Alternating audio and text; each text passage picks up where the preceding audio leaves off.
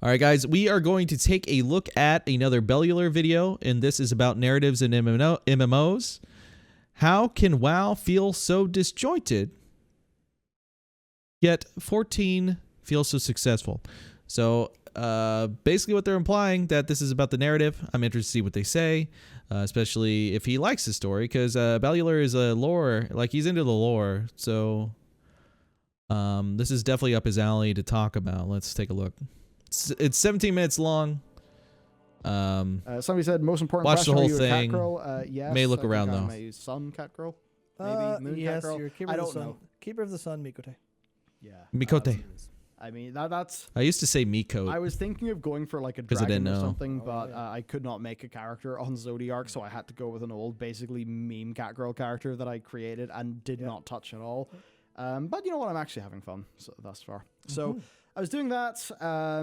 That's good he's having fun. Basically, like, actually reading the quest text is important. Yes. Now, the game provides, it shows quest text to you via conversations that you Yeah, go instead through, of, like, just reading. JRP, like, it's Yeah. RPG. Because it is a JRPG, yeah. Now, that is so much more effective than how WoW does it by default, Mhm. which is just click an NPC. Nobody alt reads. text. Yeah. Nobody reads And the if you want to logs. solve I that do, but problem not within everybody. World of Warcraft. So, as you were saying about the narrative of Gridania, all the little things coming together into the bigger things, Yes, all that the worked quite experience well. of that. Yeah. So, here's the thing about that. That's Final Fantasy XIV. Yeah, It Yeah. never stops that. It that's the thing. It just also has massive moments as well. It seems Yes. like it's, I'm playing like the worst bit, but it just kind of goes better and better. Yeah. That's how I felt too. Oh my When I hit Heaven's goodness. Ward, I was hooked. But I had to reach I that don't know how point to put first. this. I was relatively unsold on ARR when I finished it. All right. I was like, right, this is good, but it's not great. This is fine. This Yeah. is perfectly Similar, okay. similar reaction for me. And then now I want to go back into the past and punch myself in the head for not keeping up with FF, because Yeah. 5.3 is, after finishing 5.3, which is, that's when all of the expansion stuff ends. 5.4 and onwards is lead up to Endwalker, and then some other side stuff. It is my second favorite game of all time. You even thinking appreciate about the MMO you part? appreciate A Realm That's Reborn really more just after story doing tells. everything. It's very The one true. game that beats it is Nier Automata overall. Really? Like it is, Yes. it is. How'd you feel about completely Replicant, huh? insane. And it's all based off. I like that same Replicant more. foundation. It's Replicant all was that very, same very good. foundation Of just, here's a couple people, they've got problems. Are you gonna help them? You go, fuck it, I'll give you. I love his accent. Every time you show up somewhere new, it's never, oh hello. Yeah, there's a lot of vendors, world building. I agree. Don't do any bullshit. Here's the big problem. It is just like, right, someone's there, and it's part of the main story quest. It's not just side quests, where it's like, all right, go help this person with their like menial thing or their trivial like tasks and stuff. And it's a lot of it is like, people here aren't really trained for combat. You're really strong. Go sort them out. So you fight stuff, and then someone's like, go pick some things while you're there, and it's just consistently being treated like an adventure is absolutely insane. I've liked that so it's far, completely actually. insane, Yeah. and they keep that the entire way, even as the character builds up a reputation as being, the hero of the story. It is still like, I saw this is a So a long, big thing for me, I actually, and I think I mentioned this earlier, I didn't really mind the fetch quests and everything because the story was like involved, right? I was motivated similar to other JRPG games where okay, well, yeah, I'll go help this guy, whatever, I'll go pick his strawberries for him. I'm just saying a meme thing, I don't know. But I liked the motivation from, like, I'm invested. We're on an adventure with all these characters. I have close bonds with my characters. These bonds I actually care about. I care about the characters more. I never really cared about WoW characters. The people I cared about in WoW were Saurfang. And that's because I played Warrior for so long, and that's more of like, not necessarily like because of character development or anything. It's just I have a deep respect for that character in the lore, and he's one of the old characters from the lore too. But in this game, I care about so many people, even the side characters. Like, the side characters get character development, and it's so wild. Like, I'm excited to see what he like experiences. The post was from a long time ago. As he goes I think further about it into the from around game. Heavensward time. Maybe it was early Stormblood, but someone on Reddit posted saying, like your main character is barely a character sometimes. You're basically like you're a tool. You're like a gun in the back pocket of other characters. You're the and you're just used to point and shoot things. I mean, to an extent, yeah. We've got problem solved. Pull out the main character, Yeah. and through that, especially when they start to add dialogue choices later on, that really feel meaningful and go back to previous things. Yeah, I really like They're having not- so dialogue they choices changed the next too. line of dialogue, but nothing else essentially. Where something I'm a sassy character. like a funny, you could say a funny thing, and the character will spawn going, "You're such a bell end." Anyway, off we go. And Yeah. it just works so perfectly because Yeah, I you're like the one it. who's done all this immense stuff, as all these other characters are doing main character things, and it is absolutely unbelievable overall. Dude, they try not to curse. Unbelievable, and it's purely the from show. that thing of they started it there, of learn about these people, learn about this place, and just do that over and over again. It's that thing where I get a humongous feeling that it's a slow build that is going to pay off. Oh It yeah. Which I mean, I know. I was pays off so- basically from everybody that I've For that I've me, heard. when I was doing It, Heaven's really Ward, does. I The had a duties, which are 16-hour kinda stream like when I hit scenarios Heaven's that Ward you're because I was bumped so into invested for, I like, didn't want to key plot end. moments. And then I And took they it do slower good because I didn't too, want and to they finish go it too into them really fast. quite I seamlessly. wanted I to know it'll be appreciate way it. better in the future. Yeah. But what I've really noticed is like even the Realm Reborn cinematography, cutscene stuff, Yeah, it is less jarring than World of Warcraft Shadowlands is. it Really? Way less jarring. And I think that just goes to show how much better those RPG elements are handled by Shadowbringers. And I could see basically, that. the World of Warcraft stuff looks completely fucking incompetent in comparison. And does. I've seen some Yo. in-game cutscenes that happen in Stormbringer that I think you showed Stormblood? me, or Stormblood, it was like a year ago. Yeah. And those absolutely, you know, it was like, they looked like actual video game cutscenes that you get in a, you know, a video game with a campaign that you play, but it was there in this MMO. You, compare You it to know the what? WoW I'm ones thinking where about this you've got now. Tyrande mouth. So there's some quests like I'm trying to think of like a Shadowlands option, but I'm thinking it back to BFA now. There's a part where you like this area, it starts to get invaded during the Alliance quests. I don't really play Horde, but whatever. The Alliance area is invaded by the Horde, and it comes in like comically, like in their airships, and like they start setting up in this village. It just happens instantaneously, and like it is jarring because like some of the camera shots were so quick for no reason, and it just happens, and then it's there, and then you phase to the part where after like this quest begins because of the phasing in WoW, and it doesn't. He's making a very good point here. I agree. It's actually like some of the cinematics are super jarring. And Final Fantasy XIV has cinematics that normally a game would have. That's a very good point. You know, doing something, her voice is doing something completely different. The animations looking all janky. And also a thing that makes the WoW ones look completely embarrassing. Their art style doesn't match the game they're making at all for World of Warcraft sometimes. Now, I don't mean the art style of the world.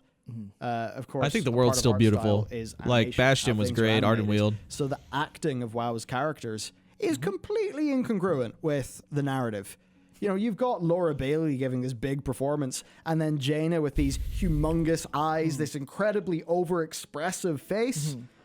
And you look at that and you're like, wow. You know what? That's a good point What too. is going on? This is a weird cartoon, but the voice And acting Laura doesn't Bailey actually is match amazing, it. too. Nothing, you know, it all feels bad and weird.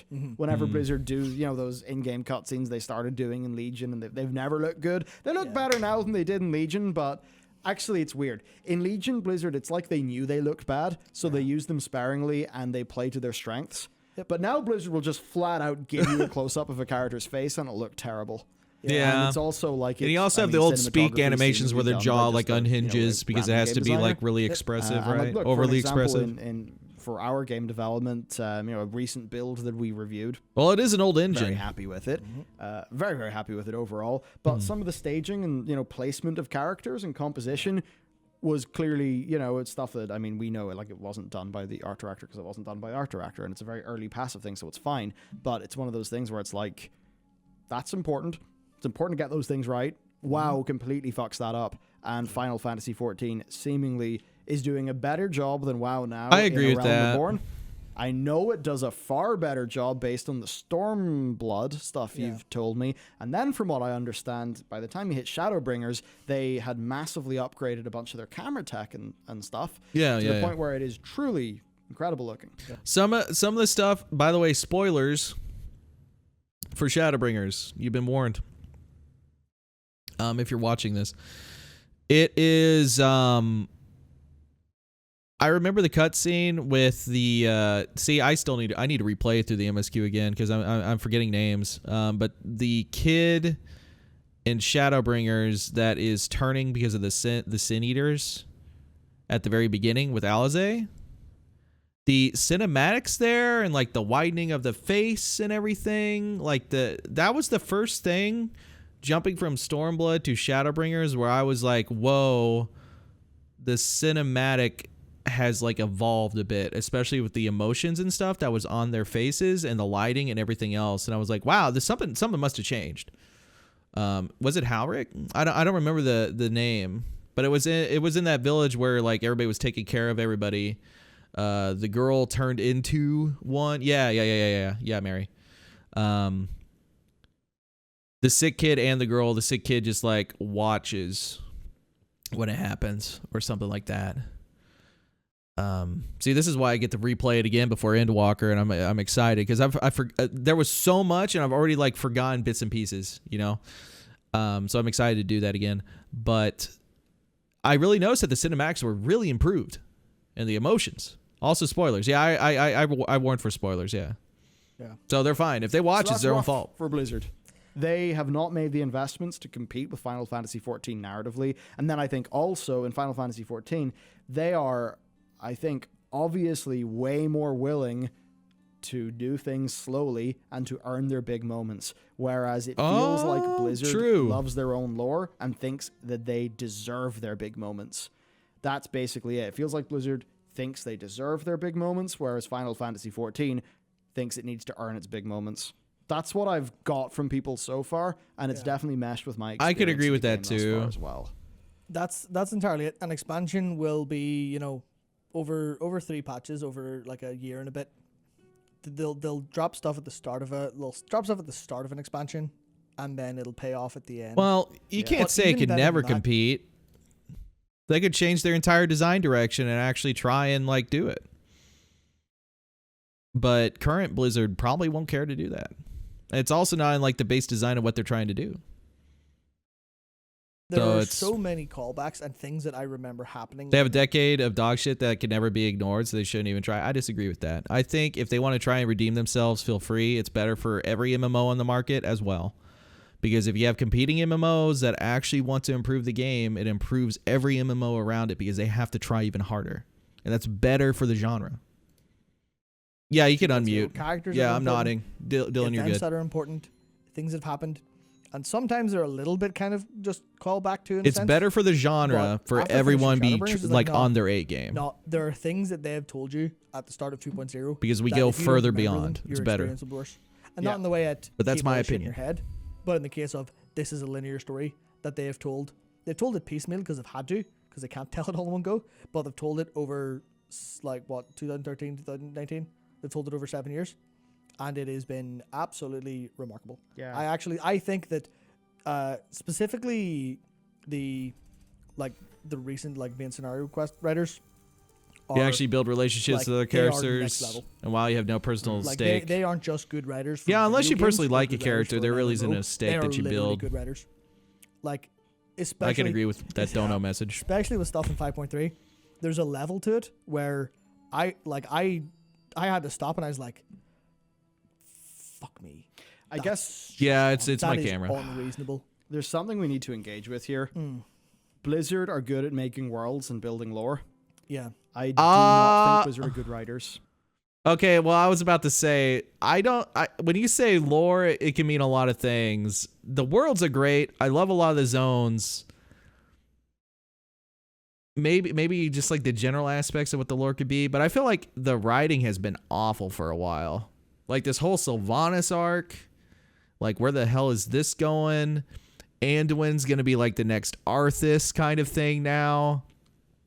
Now Sylvanas is regretting it. Like, are they going to redeem Sylvanas? Like, a lot of people hate the idea of that. I don't. Ever since Legion and Illidan had his big moment in like Antorus and everything, it's just been very downhill. For a lot of people, it's been going downhill since Wrath, because that's when the original like Warcraft stuff stopped. And they had to come up with their own stuff. Like Cataclysm, Deathwing's cool. Like Deathwing's in the lore. Wasn't a really big fan of it. I think Mists of Pandaria is still the best. Everybody memed on Mists because of the pandas, but like I'll tell you straight up right now, I just saw this tweet on Twitter. They were like, "I'm tired of being a champion. I want to be an adventurer again, and I want to be in a world where like I'm just an adventurer." You know what? That was Mists of Pandaria, because we went to Pandaria. The Pandaren didn't give a shit about the Alliance or the Horde. They had their own culture, and when we came on, we were new people on their shores. And that was like the whole expansion is how it evolves between this conflict between each other. You were a new adventurer in new lands. And ever since Pandaria, it's been going downhill, man. Like WoD was a time travel thing. But like, yeah, I mean, like even then, like there were still issues with like MoP. I agree. But it was also the best gameplay and arena for a lot of people as well. Most people talk fondly about MoP now. And I think MoP was really the last time I was really fully invested. I really liked Legion, but like I think MoP was the last time. And it also, you have like different segments of the MMO.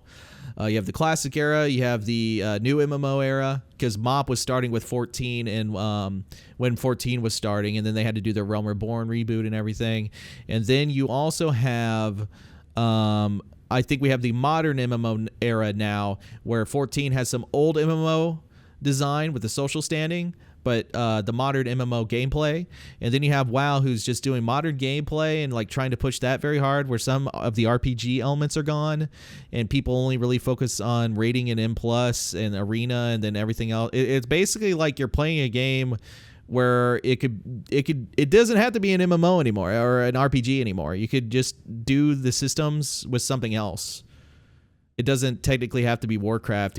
You know, it doesn't feel like it's actually an MMO RPG. While 14 feels like a JRPG with MMO elements, but it still feels like an RPG, if that makes sense. It's hard to really clarify my opinion on that.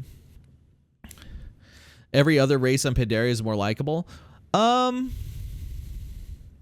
I like the Pandaren, but then you have the Hosen and the Mogu. Like it was, MoP was a cool expansion. That's my main point. And probably the last point where I was really invested with like the new adventurer style of storytelling. Renowned storytellers. Yeah. And I want to dive into that point a little bit more. I mean, you look at, say, StarCraft 2.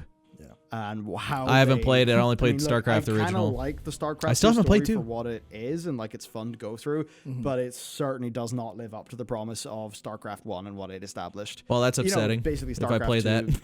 I mean, you got is basically Jim and his relationship. Yeah. Well, I mean, okay, we kind of know there's very real life parallels with Metzen's life that he has admitted are actually what drove a bunch of that creative direction. So really? I don't really like how it went down that way. But, you know, there's that. Like, Diablo 3. I mean, fucking hell, what awful storytelling that game has. Yeah, Diablo 3 what sucks. A silly disaster.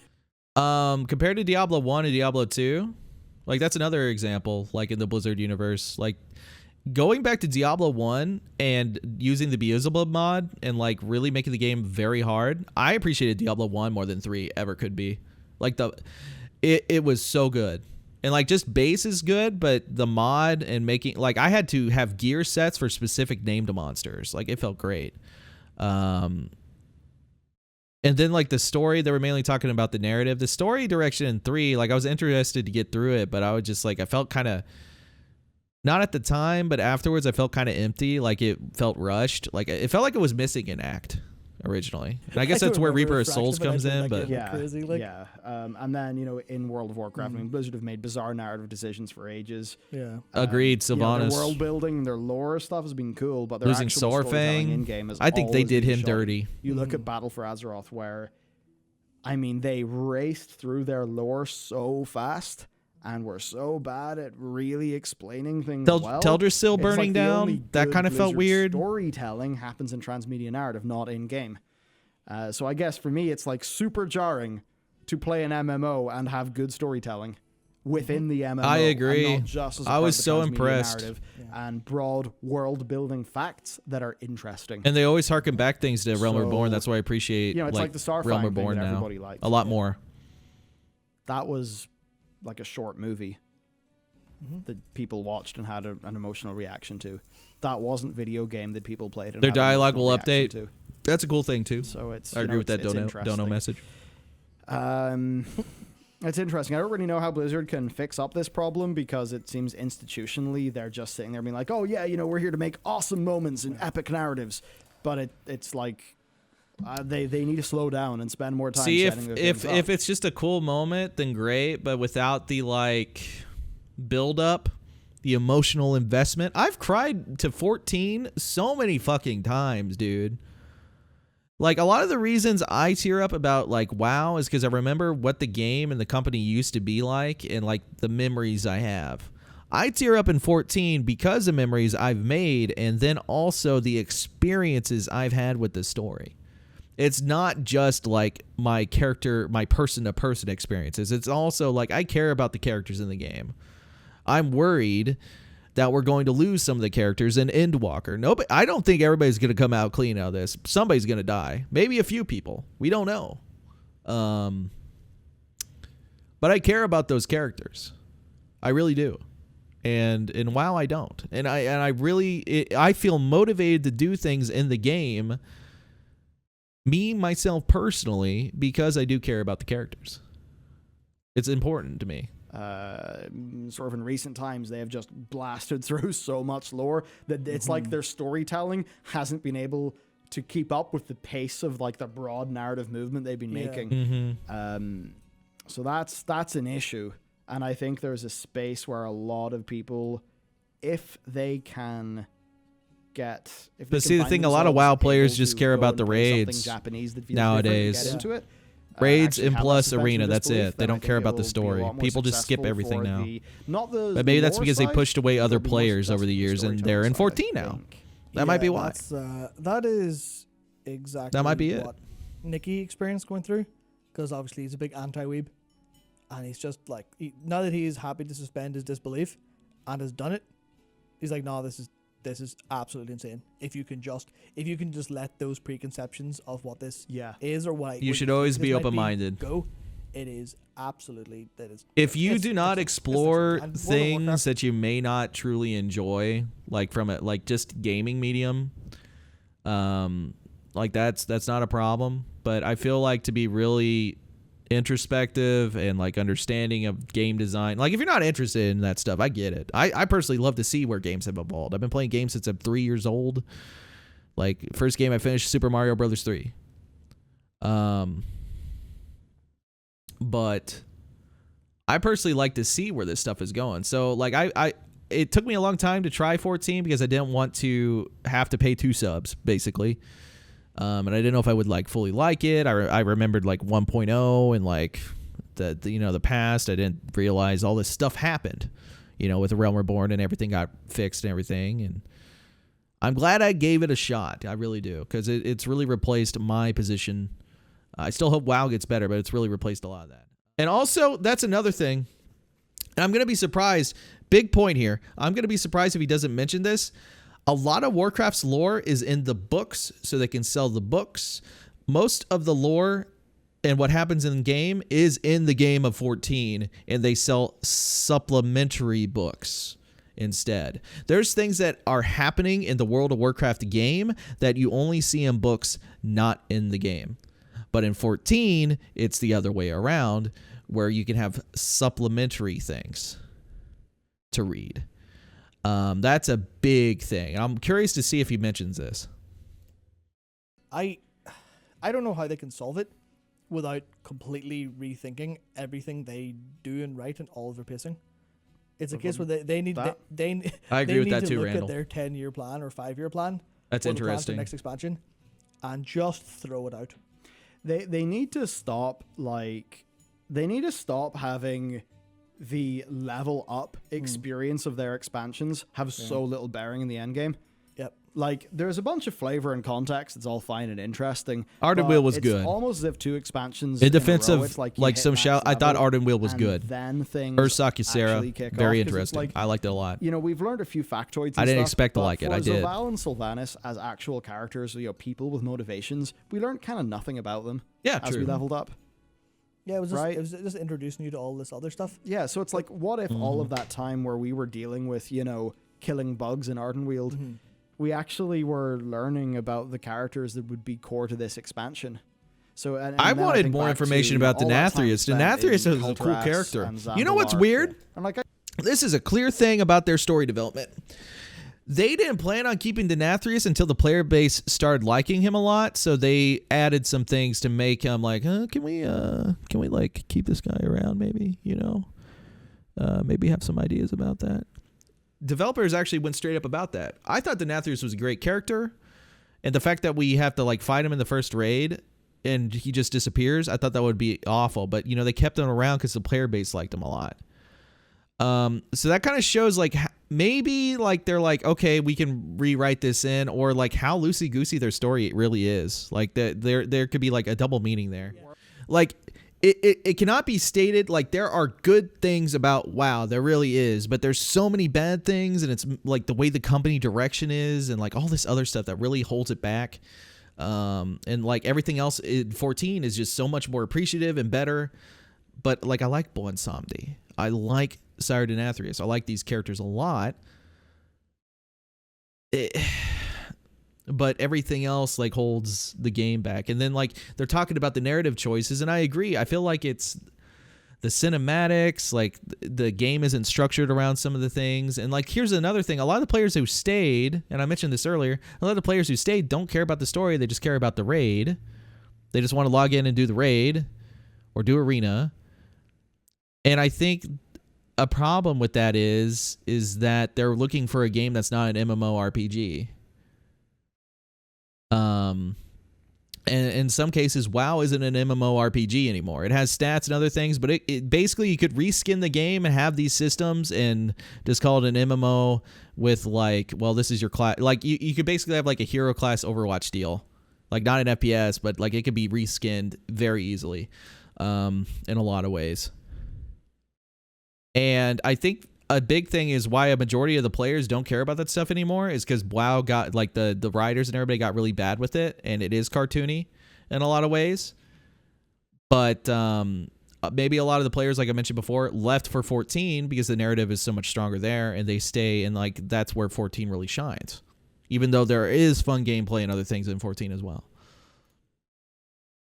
We were then world building. It's interesting to think about these two islands that we like. Why are we here now? Sort of not end up being that important, really. Yeah. So it's that weird thing of Blizzard's just like, bam, bunch of stuff and a time-gated campaign for the story that actually matters. Yeah. Whereas I was enjoying some of the elements, like Uther and Bastion. Like I still don't know what's going on with him. Time-gated Covenant campaign because I quit before my renown got to the point but certainly where I could see. It's hard to reconcile a well-paced narrative with 30 minutes or whatever, 40 minutes a week.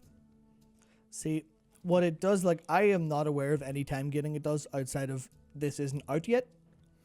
Unless you consider go do this fight time get. That is because true. the MSQ Is 14, like, there's not really time gating, is there? It's more so if you do the stuff, you get it done, you get rewarded with whatever it may be, right? There's not anything that really holds you back. Like, obviously, like, loot resets aside. If I wanted to do all of Bozja when I did this, you would be good, right? Like, what would be an example of time gating? The loot in new instances. But yeah, but that's not story elements. It's not holding back the story. Are Beast Tribes held back? The story with that? Beast Tribes and custom deliveries? It is down to a matter of, do you prefer a looter grinder or do you care more about your character? I agree. I feel like my character, like I care about my old vanilla character that I haven't deleted in retail, but otherwise I don't care. I just like delete and move on if I need to re-roll or like I need to make a character slot besides that one character.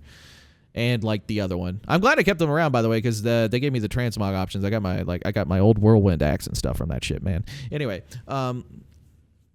But I agree. 14, I've always said I care more about my character, and the fact that I can be every job on that character, it like increases the amount of caring about that character and the investment in that character. So there is some time gating, but it's not in the same way as WoW time gates. Like, so for example, Renown in Shadowlands, there's story elements, and you got to wait till like week 12, 14 to see a part of the story, you know? So instead of having like a patch delivered, you're going week by week. And it's a little bit of a different thing. Instead of having like a huge chunk of story released with a patch, every week you have like a brief thing like you mentioned with the 30-minute. And I don't think I think I agree with their take on that too. It's not enough. It is now logical that there's a dungeon that you're going to do because there's a thing to do in it. There's a problem to solve in it, or you need something from it. So you go, you party up, you go into that dungeon. Yeah. And then same with trials, where the end bosses aren't like raids that you don't engage with at all. The end bosses of like all your content of your patches are trials, as they're called. Another thing I really like, and this is aside by narrative, is that 14 has a scaling system and they reuse old content to do things for the new content. So people like players get to re-experience the old content and like the content is used. There is so much content in WoW just sitting there dead unless you're mount farming or like farming for transmog. And to be fair, they tried to like scale Ulduar, but it was buggy as fuck when they tried to do it, and like some things just did not work. Hey, bugs happen sometimes. Scaling stat squish, there's always memes with that. In WoW, it seems like, but there is so much dead content in World of Warcraft just not being used. I really appreciate that 14 still incorporates it. I've actually said this a long time ago. A big thing about EverQuest back in the day is that you could still do the old content and it was still rewarding in a lot of ways. Not like the new raids were in the new expansion, but they revamped some raid zones to have those raid zones still be visited in older expansions back in the early days. And also you could level in those places, and they added like zone modifiers to have people like meet in old zones and have a good time there. Some of the loot is still good because of clickable abilities, because they were special loot. But I always thought in WoW it was weird they did not reuse some old zones. And I guess you could say, well, you could level in these old zones, blah, blah, blah. But like the raid instances aren't used anymore. Like people don't run Firelands anymore. I believe Firelands also had like one of those scaling weekend things. But why does that have to be a weekend? Why can't they just use the content in a way? They have all this content they're just letting rot there for no reason. Or here's a single boss in a room. You queue for it in the duty finder. Yeah, 90% is basically irrelevant. Hard, it's very true. If you don't Besides transmog, like mount farming, etc. Most mechanics are telegraphed in a way that achievement, if like you all the things language, stuff. You know, don't stand in orange. For the first couple boss fights, if you don't stand in orange, you're fine. Is it maybe a good Moonlight? They mentioned that too. here, They craft very nice worlds and zones, but they can't do anything else. Or Sartharian, as in kind of one boss that the raid can go to, versus a current WoW world boss. Don't even dare. Like, is that our yes, sort of it is difference? very much Onyxia. It is very much Onyxia. It is very much like the last boss of Crucible of Storms in isolation. Is it more lively? No. Open world, there's like nothing going That on. you queue up to, you go in. That's it. That's it. There's no People just hang out in but their main city that at the stuff end usually game is an intro cutscene expansion. that Really? will like at the start everyone waits for you because they're forced to in trials. It's literally you can't pull the boss until people have either skipped the cutscene or watched it all. And then they usually end with an ending cutscene, and then you'll be teleported beside the entrance to the raid or the trial, because you're supposed to like basically it brings you up to a point where it goes, here's the fight. Yeah. And then there's a thing you can click that will open the duty finder for you. You can do it from anywhere else. You can go do other things while you wait in queue.